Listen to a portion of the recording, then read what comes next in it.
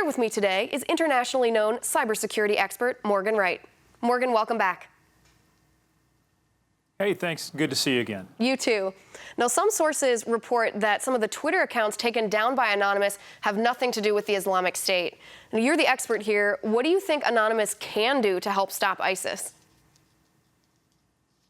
There is an old saying that says, the enemy of my enemy is my friend.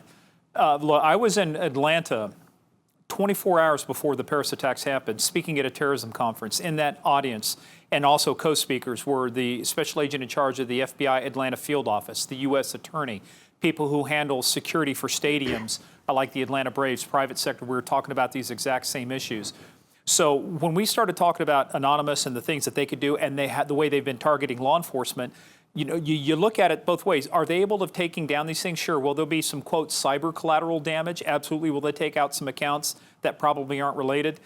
You know, if we could make Anonymous follow the rules, they wouldn't be breaking into the things that they are. So they're going to continue to do what they do. But what I would like to see is kind of us taking a look at this and going, can we, by properly having a good relationship with these guys, actually it goes back to the enemy is my friend, can we actually get them to collect information and intelligence and feed it back to us so that we, as the United States or the intelligence agencies, can actually be more proactive about stopping the next terrorist attacks? Because you cannot disrupt an attack, you cannot detect. And Paris was an example of where we couldn't detect the attack.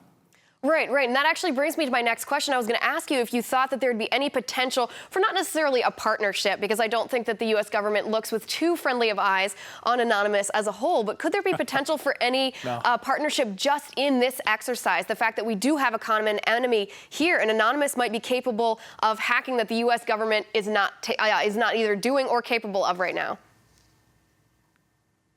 Well, great question. And it actually, we currently, the U.S. State Department and the FBI and other folks, they have programs called Rewards for Terrorism.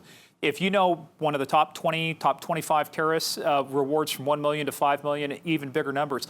I'd like to see them turn that back around and say, hey, look, let's give rewards for tech terrorism. Let's find out if you can give us information about what channels they're using, what applications they're using. For example, about 3 weeks ago in India, an operative of Lashkar-e-Taiba. Lashkar-e-Taiba was the same terrorist group who did the Mumbai massacre, I believe, back in November of 2008. They created their own app for their operatives. It'd be nice to know that, because we've got to find out how these guys are communicating, what they're doing, what channels they're using. We know that they've got social media, right?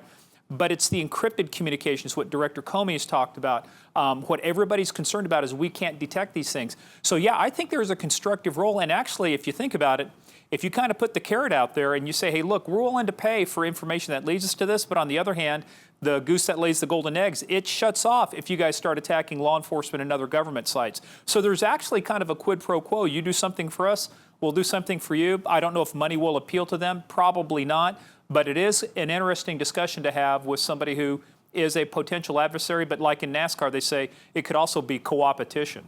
Right. It would be, and I don't know if money would be the proper incentive there. It seems like they're more interested in access for their other hacking missions. But if it could be of mutual benefit here, it seems that their skills shouldn't be put to waste in this instance.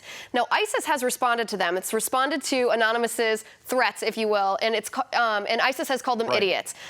Saying that they only have the capacity to hack Twitter, to hack emails, not anything else. But there have been reports that Anonymous is able to hack logistics, communications, finances. Is that true in your opinion? Yes, and actually part of that, there was a spinoff from Anonymous called GhostSec Group, people who are really committed around this, and they have actually developed a lot of information that our intelligence agencies or our law enforcement agencies can't develop, excuse me, because they're bound by the rule of law. They have some constraints.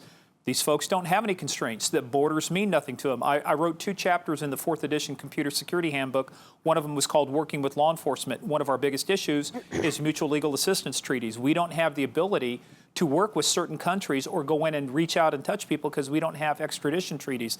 Anonymous has been very good about funneling their operations through areas which it makes it very tough for us to get. So if ISIS thinks they can find them, fine. Here's my thing. Keep them busy doing that. Keep them off the battlefield. If they want to run after Anonymous, I say let's help out Anonymous a little bit, but let's keep these guys busy. And instead of putting out the propaganda, let's make them worry about ISIS. You know, Hitler found out you can only fight a battle on so many fronts before you start to lose. And this may be one of those things to where the more fronts we can open up against ISIS, technically, kinetically, on the battlefield, it may be to our advantage.